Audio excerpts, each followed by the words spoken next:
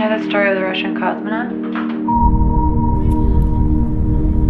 No surprise, I can't sleep tonight. So he goes up in this big spaceship,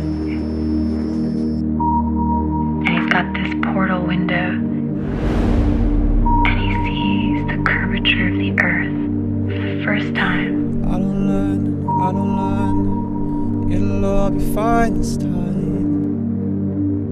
And all of a sudden, this strange ticking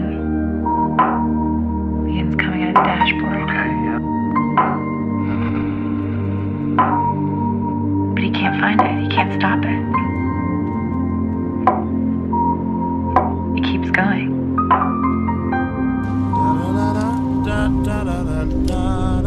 What's he gonna do? He's up in space.